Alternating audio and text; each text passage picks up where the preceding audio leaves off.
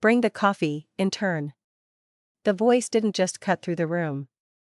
It slithered across the mahogany table like an oil slick. That was Clay Beringa. 55 years old, tan from tax-deductible golf trips to Cabo, and possessing the intellectual depth of a puddle in a parking lot. He was the kind of guy who thought synergy was a personality trait and sexual harassment was just a suggestion box he could ignore. I paused, the porcelain cup rattling just slightly in its saucer, not from fear, but from the sheer vibrating effort it took not to launch the scalding dark roast directly into his crotch. "I'm placing it right here, Mr. Beringa," I said, my voice flat. I set the coaster down with the precision of a bomb disposal technician. "Now sit in the back." He waved a hand dismissively, not even looking at me. Was too busy scrolling through what I assumed was either stock options or his mistress's Instagram feed. "Adults are talking. Try not to breathe too loud, sweetheart." I walked past the empty leather chairs at the main table, chairs that cost more than most people's cars, and took my spot on a folding metal chair against the wall, the kids' table, the spectator's seat. Let's get one thing straight before we go any further. I'm not an intern. I'm 45 years old, have an MBA that's collecting dust, and a tolerance for that evaporated somewhere around 2012. But to Clay and this boardroom of necrotic suits, I was just Monica from admin. Just a body to fetch files, pour caffeine, and absorb their casual misogyny like a narrative sponge. Speaking of absorbing things, if you're into stories about corporate dinosaurs getting hit by meteors they didn't see coming, do me a solid and hit subscribe button. Maybe drop a like. It fuels the rage fire in my soul and keeps the lights on in this confession booth. Anyway, back to the circus. I sat down, pulling a notepad from my bag. Clay cleared his throat, the sound like a garbage disposal grinding a spoon. "All right, let's get this over with," Clay announced, leaning back and unbuttoning his suit jacket. Item 1, the Q3 budget overrun. I know the numbers look red, but you have to spend money to make money, gentlemen. The retreat in Aspen was essential for team building. I wrote in my notebook, Aspen retreat equals $145,000. Return on investment equals 0. Clay's liver damage equals significant. Essential, piped up, Greg, a nervous actuary who looked like he was constantly expecting a ceiling tile to fall on him. Clay, we missed our logistics targets by 12%. Warehouse in Ohio is literally held together by duct tape and prayers, and we spent 6 figures on lift tickets. Clay laughed. It was a wet, dismissive sound. Greg, you're looking at the trees. I'm looking at the forest. We secured the tentative agreement with the distributors, didn't we? They signed a non-binding letter of intent. Greg stammered. That's not a contract. That's a napkin doodle. It's morale, Greg. Clay slammed his hand on the table. God, this is why you're still driving a Toyota. No vision. Look, the vote to approve the retroactive bonuses for the executive committee is on the table. All in favor? Hands went up. Automatic Pavlovian like trained seals barking for a fish, except the fish was a $50,000 quarterly bonus. And the seals were grown men with mortgages they couldn't afford and mistresses they definitely couldn't afford. I watched them. I watched the way the light from the projector hit the sheen of sweat on Clay's forehead.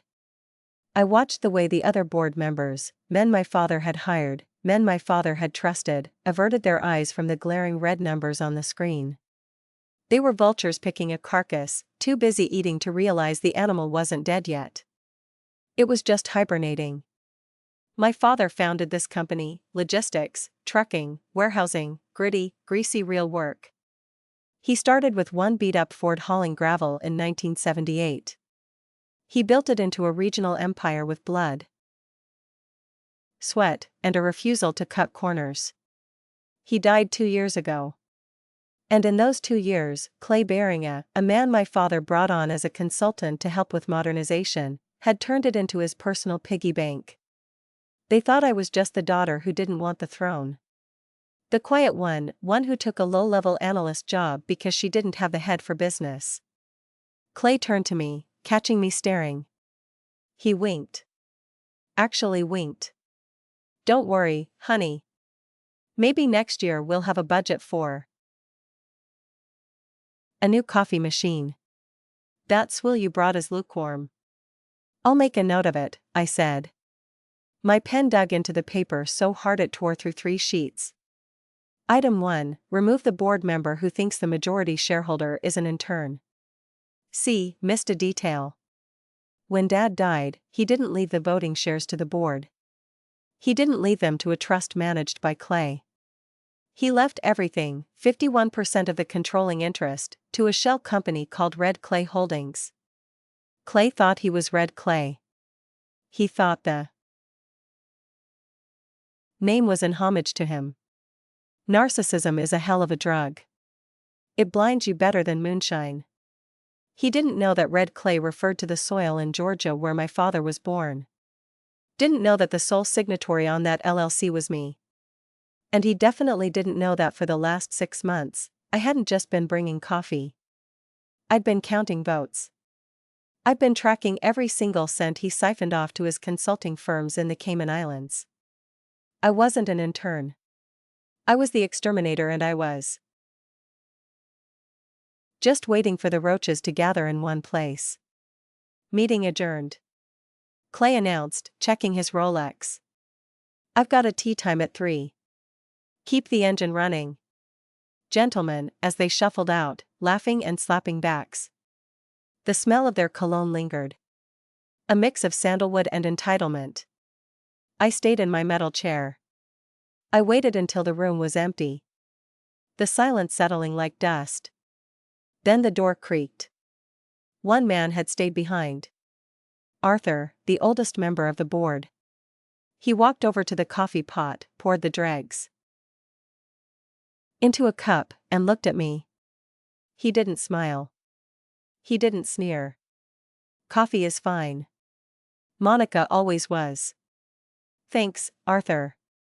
He's going to sell the fleet, Arthur said, staring into his black coffee. He's talking to a liquidation firm next month.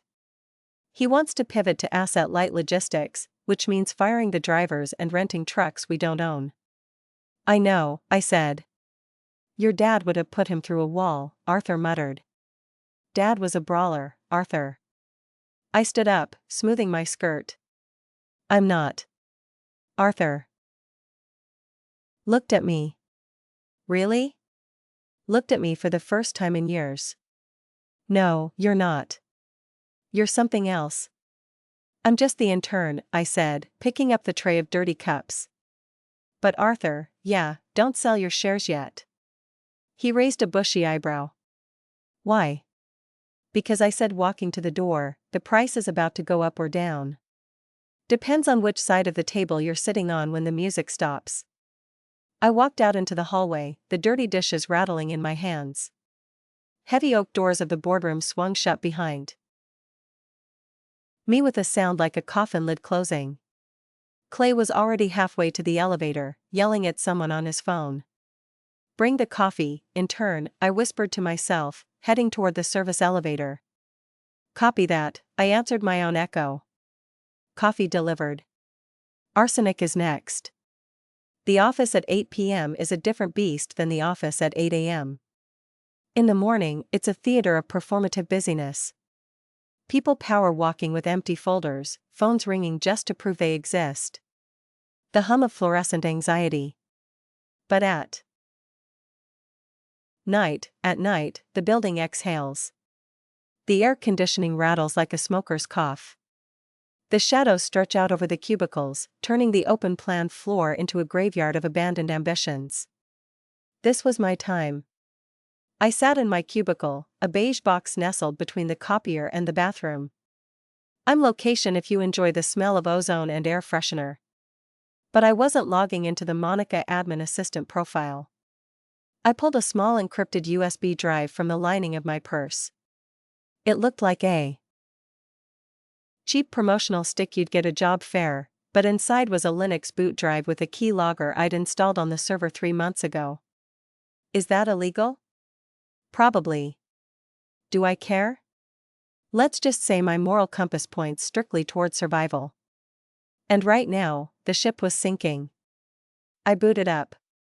The screen flickered, bypassing the standard corporate login that greeted you with a smiling stock photo diverse team high-fiving over a spreadsheet.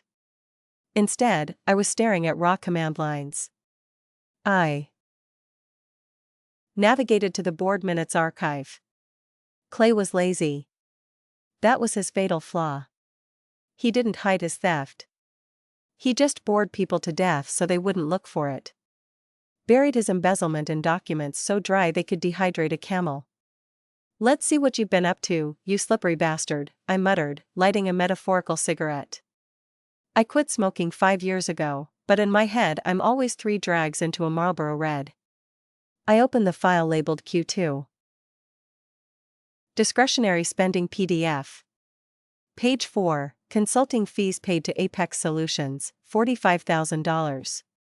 Page 12, Tainer for Strategic Advisory, Apex Solutions, $60,000. Page 28, Miscellaneous Logistics Coordination, Apex Solutions, $32,000. I ran a background check on Apex Solutions 2 weeks ago. Their registered address is a P.O. box in a strip mall in Delaware, right next to a We Buy Gold place and a vape shop. Their CEO, a man named Tyler Duran. I'm not kidding. He was so arrogant he used a Fight Club reference for his shell company. The rage flared up again, hot and sharp like swallowing glass. It wasn't just the money, it was the disrespect. My mind flashed back to the funeral. It was raining because of course it was. A cliché Ohio drizzle that soaked into your bones.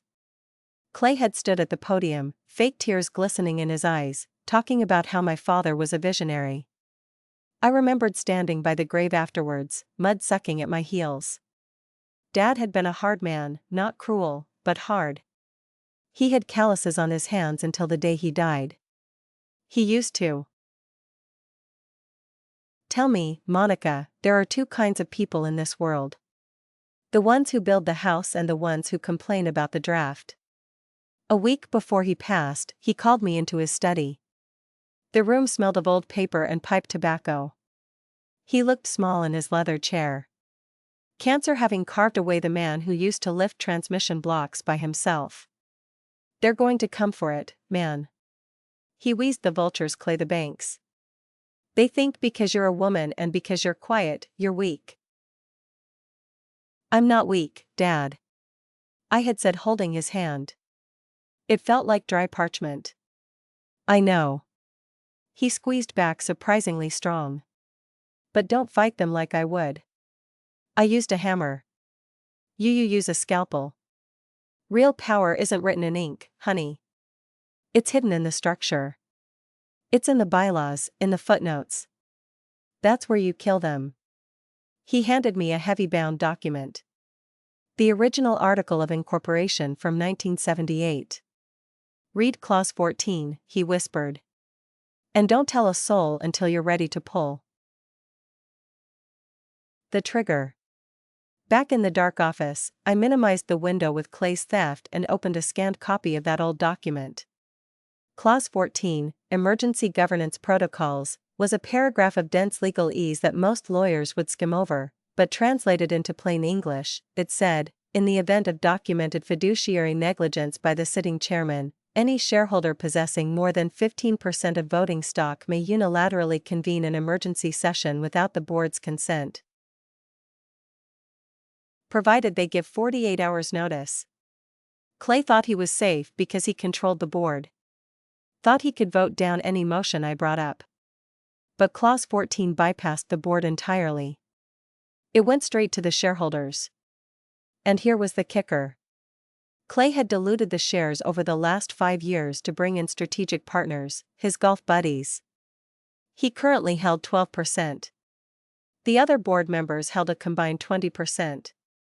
the rest was public float. I held 51% through the shell, but I hadn't claimed it yet. Officially, shares were in trust. If I claimed them, Clay would know. He'd lawyer up, freeze the assets, drag this out in court for 10 years while he drained the company dry. No, I needed to trap him. I needed him to commit to a course of action so catastrophic that even his buddies couldn't defend him. I toggled back to the server. I found a draft email in Clay's outbox. Subject: Project Liquid. I opened it. 2. Sterling Asset Management from Seabearing a Reef Fleet Liquidation. John, we're good to go. I'm pushing the vote through next week. We'll sell the trucking division for scrap value, lease back the vehicles, and take the immediate cash injection as a performance bonus for the executive team before the quarterly report hits. The intern board won't know what hit them. Let's do lunch Tuesday. My stomach churned. He wasn't just skimming. He was gutting the fish. Selling the fleet meant the end of the company my father built. Meant firing 400 drivers. It meant the end. Scrap value, I whispered. I looked at the time. 9:45 p.m. The cleaning crew would be on this floor soon. I saved the email. I printed the Apex Solutions invoices. I tucked them into the red folder I kept in my bottom drawer. The intern was done fetching coffee. It was time to start mixing the poison. I logged out, pulled the USB drive, and wiped the keyboard with a wet wipe. Not because of fingerprints, but because touching anything Clay had touched made me feel like I needed a tetanus shot. As I walked to the elevator, my phone buzzed. It was a notification from the company portal. New agenda item added for next board meeting. Restructuring of logistics division. He was doing it. He was pulling the trigger. Okay, Clay, I said to the empty elevator. You want to play demolition derby? Let's play. I pressed the button for the lobby. Elevator descended and my stomach dropped with it. Not fear, anticipation. The feeling you get right before the roller coaster screams down the first drop. I needed allies. I needed to move money. And I needed to do it all while making sure my latte art was up to standard. Tuesday morning smelled like regret and burnt bagels in the break room. I was busy unjamming the copier because apparently MBA makes you uniquely qualified to pull shredded paper out of a machine that costs more than a Honda Civic. When my phone vibrated against my hip, it was the confirmation. Transfer complete. 3% voting rights acquired. I allowed myself a microscopic smile buried quickly under a mask of administrative boredom. Here's how the shell game works. It's not about suitcases of cash in dark alleys. That's for movies. Corporate warfare is fought with routing numbers and Delaware LLCs. My father's 51% stake was sitting in a blind trust in the Cayman Islands labeled Blue Horizon Ventures. If I moved it all at once to my U.S. entity, Red Clay Holdings, the SEC filings would trigger a massive flag. Clay's lawyers would get an alert. Who is this whale buying half the company? So, I had to be a ghost. I had to be a termite eating the wood from the inside. Had already moved 15% 6 months ago, just under the radar.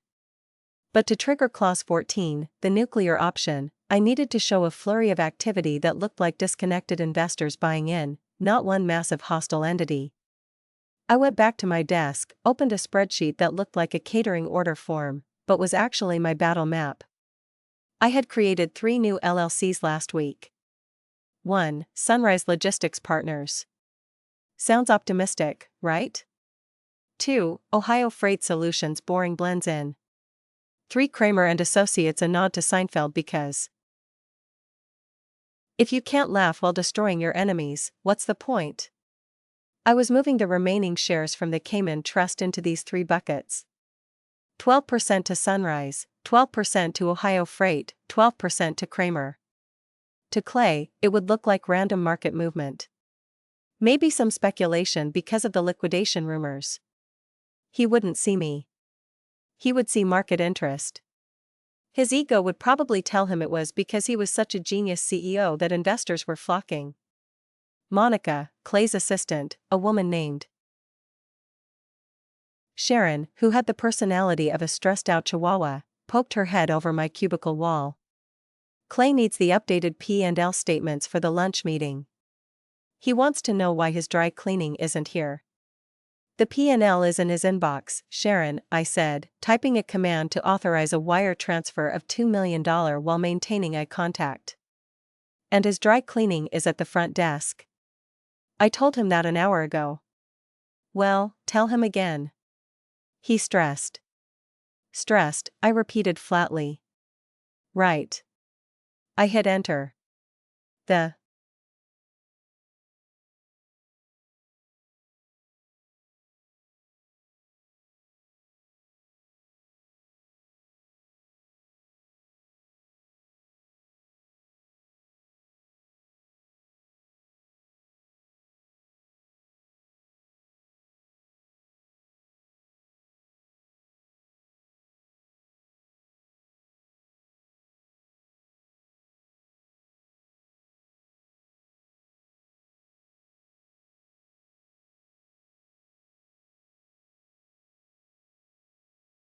call. Did you bring the sparkling water? He specifically asked for Pelgro. We're out of Pelgro, Mr. Beringa. It's tap water or the tears of the underpaid workforce.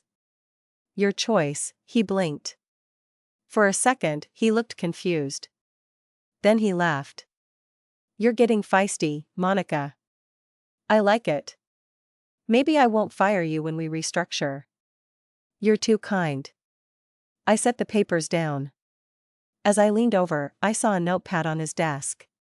He had scribbled a list of names. Count me.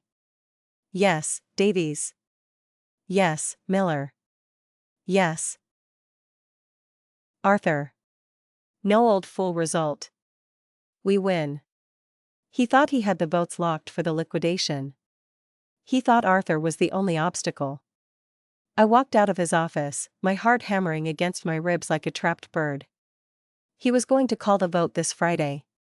That was 3 days away. My transfers wouldn't clear fully for 48 hours. I was cutting it so close I could feel the razor burn. I needed to stall him. Needed to throw a wrench in the gears that would delay the meeting just enough for my investors to show up on the registry. I went to the IT server room. It was cold, noisy, and nobody ever went in there except the actual IT guy, a kid named Kevin who wore headphones 24/7 and communicated exclusively in nods. Hey, Kevin, I shouted over the hum of the cooling fans.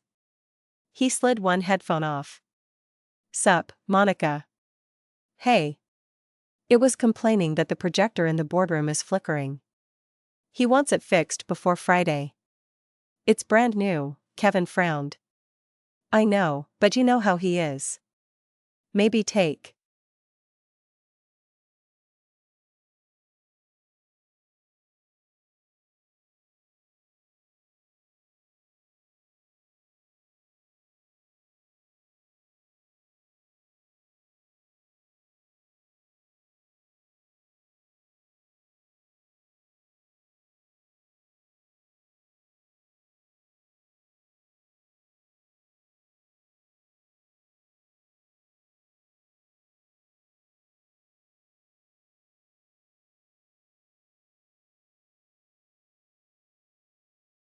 rely on paper handouts. And people actually read paper handouts.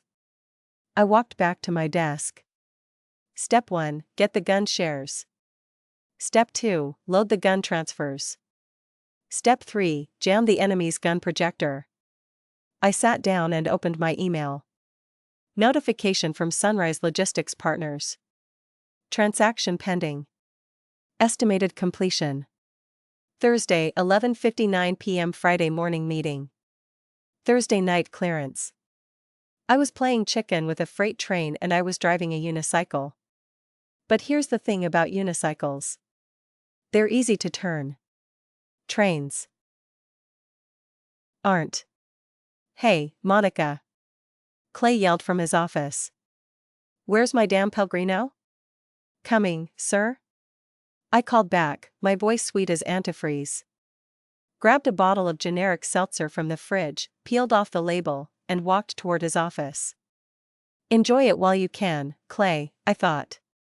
Because you're about to swallow something a lot harder to digest.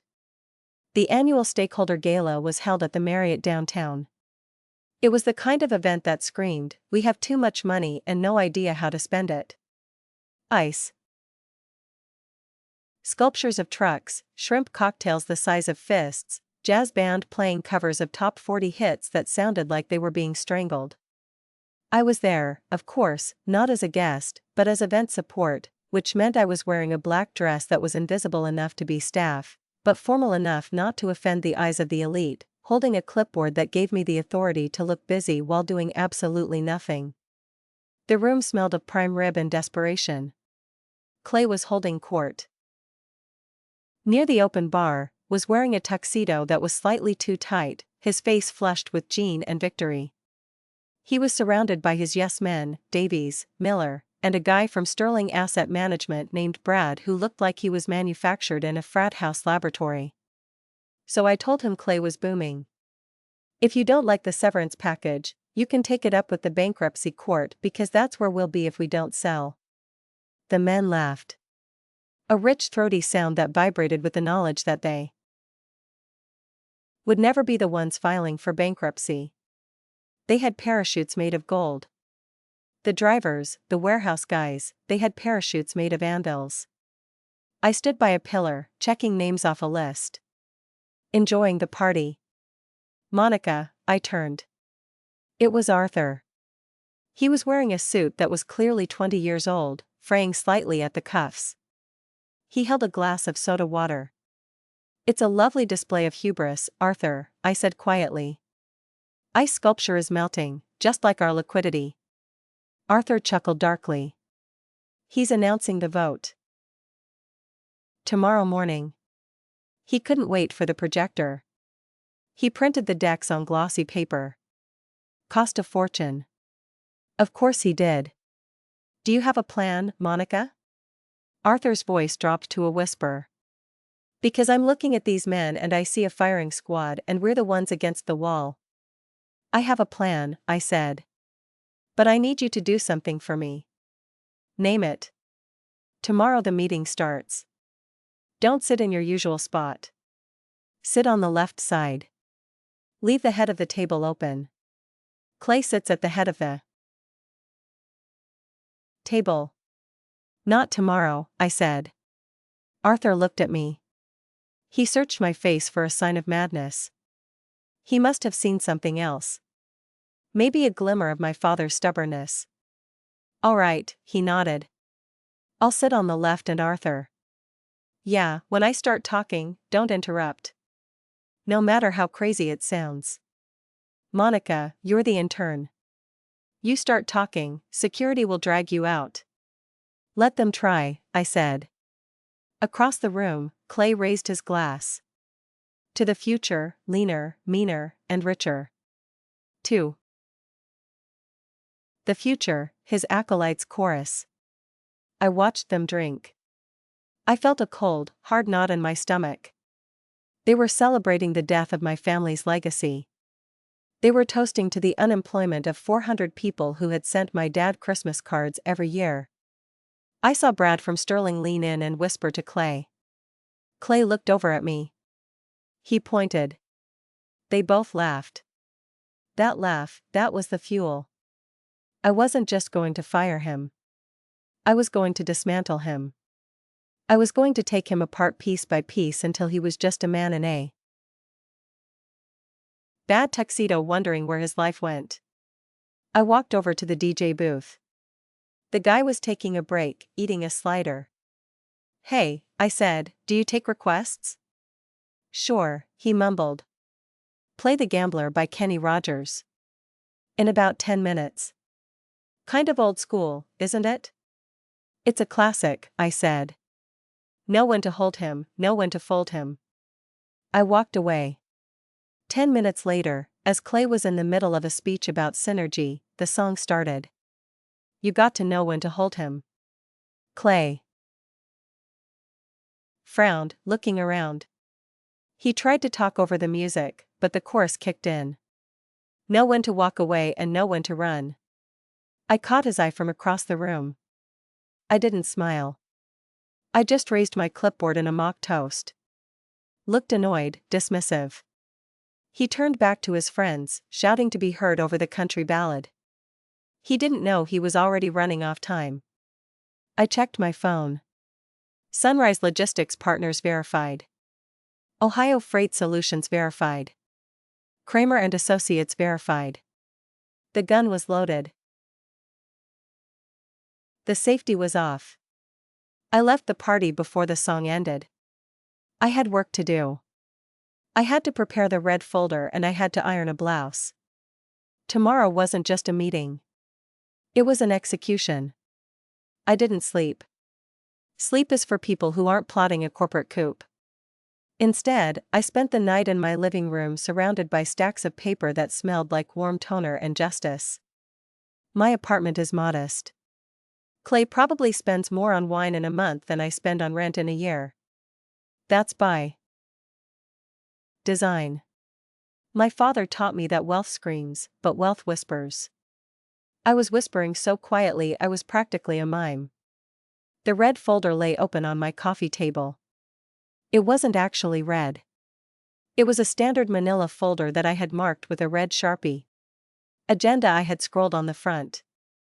Inside were 3 documents. 1. The shareholder registry updated as of 4 a.m. this morning at Clay Holdings.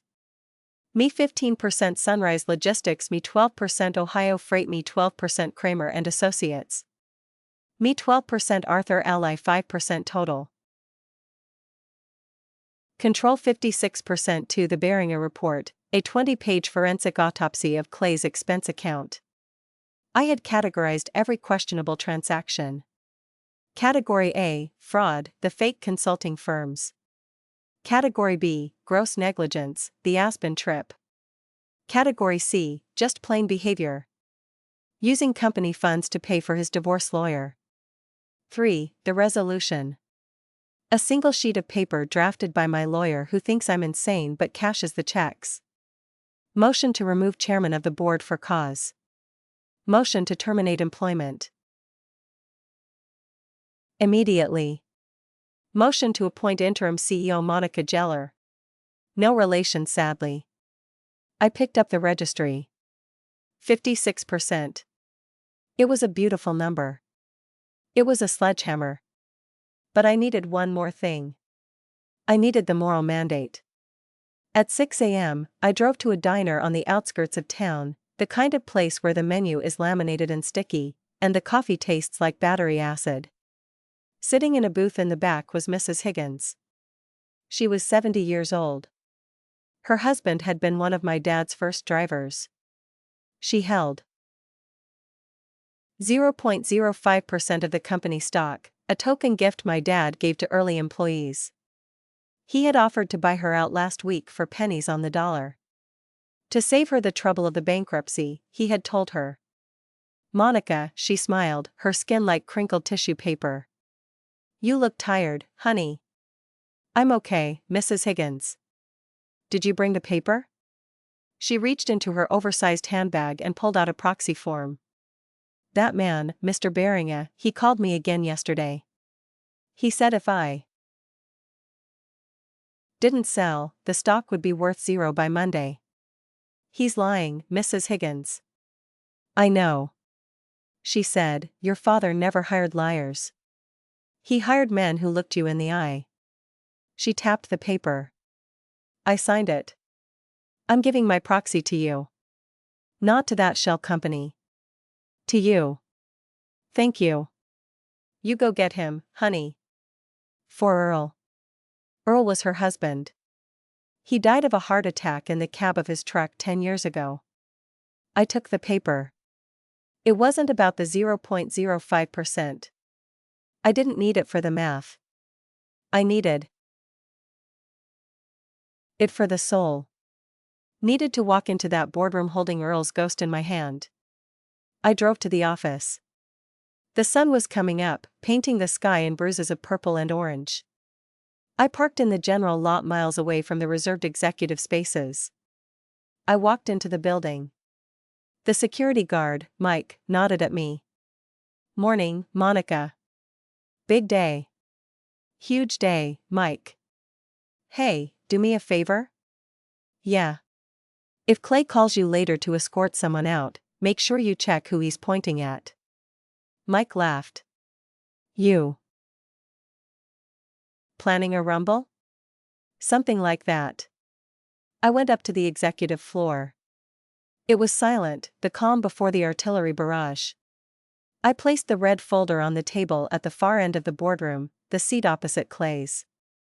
Then I went to the break room and brewed a fresh pot of coffee. Because if I was going to watch the world burn, I wanted a caffeine buzz. At 8:45 a.m., the elevator chimed. He walked in. He looked hungover. His eyes were puffy, and he smelled like mouthwash and regret. "Coffee?" he barked, not breaking stride. "On the warmer, sir," I said. "Good. Set up the room, handouts at every seat, and get me 2 Advil." "Yes, sir." I walked into the boardroom. I placed Clay's glossy liquidation plan at every seat, and then underneath each one, I slid a single sheet of paper. Agenda item, review of fiduciary duties. It was buried. Wouldn't see it until they lifted the main packet. I stood at the head of the table. I ran my hand over the leather chair. "Not today, Clay," I whispered. "Today, the intern sits here." I heard voices in the hall. The board members were arriving. It was showtime. The boardroom filled up with the usual cast of characters. There was Davies checking his watch every 30 seconds, clearly wishing he was on his yacht. There was Miller texting furiously under the table. Was Brad from Sterling looking like a shark who just smelled blood in the water? And there was Arthur. He walked in slowly, leaning on his cane. He looked at the table. He saw the name cards. Clay's card was at the head. Mine was nowhere. Arthur looked at me. I gave a microscopic nod.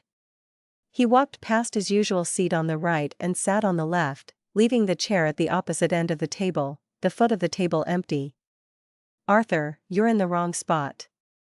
Clay boomed, slamming a stack of files down. Old age getting to the memory. "Just felt like a change of scenery, Clay." Arthur rasped. "Suit yourself. Let's get started. We have a hard stop at 11. I have a lunch." "You always have a lunch," I thought. I was standing by the sideboard holding the coffee pot. The invisible woman. "All right," Clay stood up. "As you know, we are here to discuss the strategic divestiture of the fleet assets. Sterling has put together a very generous offer." "Fire sale," Arthur interrupted. "A strategic realignment," Clay corrected, his face tightening. "Look, the industry is changing. We can't compete with the giants on volume. We need to be agile. Asset light. We're a trucking company, Clay." Arthur said, "If we don't have trucks, we're just a glorified travel agency for boxes. We're logistics solutions provider." Clay sneered. "God, you're stuck in the 80s. Anyway, I have the votes. We discussed this last night." "Davies, I'm on board," Davies muttered. "Same," Miller said, not looking up from his phone. "Excellent. Then let's make it formal. I move to accept the offer from Sterling Asset Management to acquire all rolling stock and real estate assets for the sum of point of order," a voice said. Clay stopped. He looked around. "Who said that?" It was me. I was standing at the foot of the table. I had put down the coffee pot. I was holding the red folder. Clay stared at me. He blinked. He was trying to process a glitch in the matrix. Monica, what the hell are you doing? We're in a meeting. Refill the water and get out. I said, point of order, Mr. Chairman, I said. My voice wasn't loud, but it was steady. It was the voice of a woman who had checked the structural integrity of the bridge before driving a tank over it. Urine. Admin assistant. Clay laughed, a nervous barking sound. You don't have a point of order. You have a job description. You're currently violating it. Security. He reached for the phone. I wouldn't do that, I said, sliding a document down the long mahogany table. It spun across the polished surface and stopped perfectly in front of him. What is this? He didn't pick it up. That, I said, is a notarized declaration of proxy voting rights. Specifically, representing 56% of the outstanding voting shares of this company. The room went silent. Kind of silent you hear right after a car crash before the screaming starts. Brad from Sterling narrowed his eyes. What is she talking about? Clay. Clay picked up the paper. His hands were shaking slightly. He squinted at the text. Read Clay holding Sunrise Logistics. Who? Who are these? Those are me, I said. Well, entities controlled by me and Mrs. Higgins and Arthur. Arthur smiled. A slow wolfish smile. I believe she has the floor, Clay. His face went from tan to a pale sickly gray. This is fraud. You can't just, you're the secretary. I'm the daughter of the founder, I said, stepping forward. And I'm the majority shareholder. And according to Clause 14 of the bylaws, which I'm sure you've read, being such a diligent chairman, I am invoking my right to suspend the current agenda and introduce a new one. You can't do that, Davy stood up. This is highly irregular. Sit down, Bob, I snapped. Or I'll have the forensic audit of your expense account projected on the wall. I know about the consulting fees to your brother-in-law. Davy sat down so fast he almost missed the chair. Clay looked at the paper, then at me. The arrogance was cracking. The facade was crumbling. Monica, he said, his voice taking on a wheedling, patronizing tone. Honey, you don't understand these things. This is high finance. You're upset about your dad. I get it, but let's not do something we'll regret. Oh, I'm not regretting anything, I said. I'm just getting started. I walked to the head of the table. I stood right next to him. I could smell the fear coming off him. It smelled better than the coffee. Move, I said. Excuse me. You're in my seat. Move. He looked at the board. Nobody moved. Brad looked away. Davies was studying his cuticles. Clay stood up. He looked small. He looked like a man who had just realized his parachute was actually an anvil. He sat down in the leather chair. It was still warm from his body heat. It felt disgusting. It felt like victory. Item 1, I said. Opening the red folder. The termination of Clay Beringa. The air in the boardroom had changed. It was no longer a club. It was a tribunal. I sat at the head of the table, the red folder open in front of me. Clay was standing off to the side, leaning against the wall where I used to sit. Visual irony was so thick you could cut it with a knife. This is ridiculous, Clay sputtered, trying to regain his footing. You can't just walk in here with some fake papers and hijack a board meeting. I'm calling legal. Legal is already here, I said, nodding toward the door. My lawyer, a sharp-eyed woman named Sarah, walked in. She was carrying a briefcase that looked heavy enough to bludgeon someone. Mr. Beringa, Sarah said, placing a stack of files on the table. It represent Red Clay Holdings and the majority interest. The filings were submitted to the SEC this morning. The special session is valid. She's a damn secretary, Clay shouted, pointing a trembling finger at me. She doesn't know how to run a lemonade stand, let alone a logistics firm. And you do? I asked, my voice calm. Let's review your performance, Clay. I pulled the Beringer report from the folder. Page 1, I read, $300,000 in marketing expenses paid to a firm called Blue Wave Media. Interesting thing about Blue Wave. Their registered agent is your wife, Karen, and their only client is us. The board members shifted in their seats. Corruption is fine when everyone gets a cut, but when one guy is eating the whole pie, the others get jealous. That was legitimate outreach, Clay stammered. Page 2, I continued. Private jet charters to Cabo San Lucas manifest lists. You and a Miss Trixie, LaRue. Is she a supply chain expert? Clay. Arthur let out a bark of laughter. This is a witch hunt. Clay screamed. His face was turning a dangerous shade of purple. I saved this company. When the fuel prices spiked, who negotiated the hedge? You didn't, I said. Greg did. You were in Napa. I looked at Greg, the nervous actuary. He looked up, surprised. Greg, I said. Did Clay negotiate the fuel hedge? Greg looked at Clay, then at me. He swallowed hard. No, I did, Clay. Clay signed the paperwork. Traitor. Clay hissed. It's over, Clay, I said. I looked down the table at the other men. You have a choice. You can vote with me to remove him for cause, which means he gets no severance, no golden parachute, and we don't sue him for the embezzled funds immediately, or you can stick with him, in which case we'll sue every single one of you for breach of fiduciary duty, and I will make sure your names are dragged through every business journal in the country. I paused, and I have the receipts for all of you. Davies went pale. Now, Monica, let's not be hasty. If Clay has been misappropriating funds, we certainly didn't know. We were deceived. Miller chimed in. Shocked. I'm shocked. The rats were abandoning the ship. It was beautiful. Clay looked at them. His eyes wide with betrayal. You cowards. I made you rich. You made yourself rich. Clay, Arthur said. Quietly.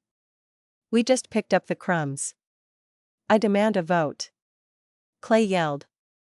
Right now, I demand a vote of confidence. Careful what you wish for, I said.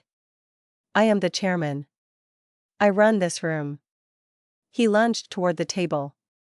For a second, I thought he was going to hit me, but he just grabbed the water pitcher, the one I had filled, and threw it.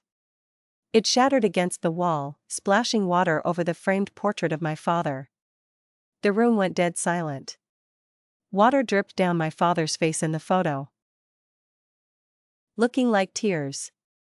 That was it. That was the moment. I stood up slowly. I wasn't the intern anymore. I wasn't the quiet daughter. I was the HVAC technician of vengeance, and the AC was broken. You're right, Clay, I said, my voice ice cold. You demand a vote. Let's give you one. I looked at the board motion to remove Clay Beringer as chairman and CEO effective immediately for cause including embezzlement, fraud, and gross negligence. Do I have a second? Second, Arthur said, his voice clear as a bell. All in favor, I asked. I raised my hand. Arthur raised his. Then Greg raised his. Then slowly Davies raised his hand. Then Miller, even Brad from Sterling, seeing the deal was dead, raised his hand. Unanimous, I said. Clay stood there panting, his chest heaving. Looked at the forest of hands. You can't do this, he whispered. I'm the only one who knows how this place works. No, Clay, I said. You're the only one who forgot. I pressed the intercom button on the phone. Mike, you can come in now. Mike, the security guard opened the door. He looked at the shattered picture, the water on the wall, and then at Clay. Everything okay, Miss Geller? Mike asked, looking at me. Not at Clay, at me. Mr. Beringa was just leaving. Mike, please escort him to his office to collect his personal effects. One box supervised. No electronics, no files. You can't touch my computer. Clay shrieked. My contacts are in there. Company property, I said. And since you used company email to plan your little liquidation sale, I think we'll keep that hard drive for the forensic accountants. They love a good puzzle. Clay stared at me with pure hate. You'll run this place into the ground in 6 months.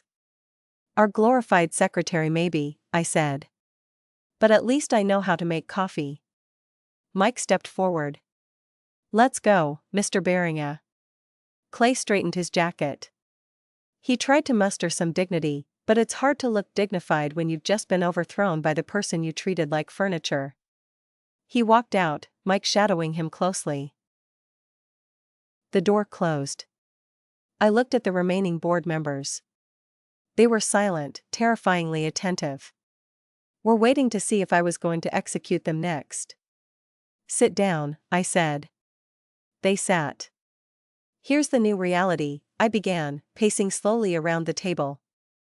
The sale to Sterling is dead. Brad, you can go back to your boss and tell him the fleet isn't for sale. Brad nodded, gathered his things, and practically ran out of the room. Davies Miller, I looked at them. You're staying for now because firing the whole board in one day scares the banks. But you're on notice. No more retreats. No more consulting fees. You work for me now. And I read the receipts. They nodded vigorously. They would have agreed to wear clown shoes if I asked them to. Greg, I turned to the actuary. You're the new CFO. Greg's jaw dropped me. But you're the only one who noticed the fuel hedge, I said. And you're the only one who hasn't tried to steal from me. The job is yours. Fix the budget. Find money for the drivers. Cut the executive bonuses to 0 until we're profitable. 0? Davy squeaked. 0, I said. You're lucky I'm not asking for refund on the last 5 years. I walked back to the head of the table. I looked at the mess on the floor, the shattered glass. And one more thing, I said, we're not asset light anymore. We're trucking company. We haul things. We fix things. We get our hands dirty. If you don't like dirt, there's the door. Nobody moved. I sat down. Felt exhausted. My hands were trembling slightly under the table. It wasn't triumph. It was adrenaline crash. But then I looked at Arthur. He was smiling. He gave me a small salute with his cane. Good meeting, Chairman, he said. Meeting adjourned, I said. I waited until they all left. I needed a minute. I walked over to the portrait of my father. I used a napkin to wipe the water off the glass. Did I use the scalpel, Dad? I whispered. He didn't answer. He didn't look disappointed either. I looked out the window. Down in the parking lot, I saw Clay walking to his Porsche. He was carrying a small cardboard box. He threw it into the passenger seat. Got in and peeled out, nearly hitting a delivery van. Good riddance, I said. My phone buzzed. It was a text from Kevin in it. Projector is fixed. Also locked Clay's account. He tried to remote wipe his phone. I blocked it. LOL. I smiled. Intern network was strong. I walked back to the table. My coffee was cold. I picked up the cup. I didn't drink it. I poured it into the plant in the corner. Here's to new growth, I said. I picked up the phone to call Mrs. Higgins. I wanted to tell her that Earl's company was safe. But before I dialed, I saw the agenda for next week. Item 1, repair the roof at the Ohio warehouse. Item 2, driver raises. Real work. Finally. 3 months later. Room smells different now. We got rid of the expensive leather chairs and replaced them with ergonomic mesh ones. Not as pretty, but you don't fall asleep in them. The mahogany table is still there, but it's covered in blueprints and spreadsheets, not glossy brochures. I was sitting at the head of the table reviewing the quarterly numbers with Greg. "We're up 4%, Greg said, pointing to a graph. The driver retention is the highest it's been in a decade. The raises paid off. Fewer accidents, better delivery times, and the debt," I asked. "We're servicing it. It's tight, Monica. We're eating ramen noodles in terms of cash flow, but we're not drowning." "I like ramen," I said. "Clay is gone. He tried to sue us for wrongful termination. I countersued for the embezzlement. We settled out of court. He dropped his suit, agreed not to press criminal charges, provided he pays back 50% of what he stole, and signs a non-disclosure agreement that basically says if he ever mentions this company again, I get his kidney. Last I heard, he's consulting for a crypto startup in Miami. Good luck to them. Davies and Miller resigned last month. They couldn't handle the new culture, i.e. actually working. Replaced them with the head of our mechanics union and a logistics professor from the state university. The board meetings are louder now, more arguing, more swearing. I love it. Arthur is still here. He sleeps through half the meetings, but when he wakes up, he usually points out the one flaw in the plan that saves us $1 million. I walked out of the boardroom and down to the break room. The coffee machine was hissing. A new guy, a young intern named Josh, struggling with the filter. He looked terrified. "It jams if you force it," I said, walking up behind him. He jumped. "Oh, sorry, Miss Geller. I was trying to make a fresh pot for the meeting." "Here," I said, "let me show you." I took the filter basket. I fixed the jam. I poured the grounds. I hit the button. "Thanks," Josh said. I heard you used to do this before you were CEO." I looked at the coffee dripping into the pot. Dark hot. Necessary. "I still do this, Josh." I said, "I just sign the checks now, too. Right?" He smiled nervously. "And Josh?" "Yeah, if anyone treats you like furniture, take notes. Write down everything because the furniture usually outlasts the tenants." He laughed. "I will." I walked back to my office, my dad's old office. I sat in his chair. It was still a little too big for me, but I was growing into it. I opened my laptop. I logged into Reddit, hosted by you/thecleaner45. Update: the rat is gone. The ship is floating. And I bought a new coffee machine. Thanks for listening to the rant. Moral of the story: never underestimate the person who knows where the bodies are buried, especially if they're the one digging the hole. I hit post. Then I closed the laptop, picked up the phone, and dialed the warehouse in Ohio. "Hey, it's Monica. How's that coolant leak coming along?" "Yeah. Well, use the good tape this time. We can afford it." I leaned back. The air conditioning hummed. It wasn't rattling anymore. It was a smooth, steady drone. The system was fixed for now. And if it broke again, well, I had my toolkit and I knew exactly how to use it. You don't always need revenge when the truth is doing the work for you. Today's story was a quiet reminder of that. Appreciate you sticking around.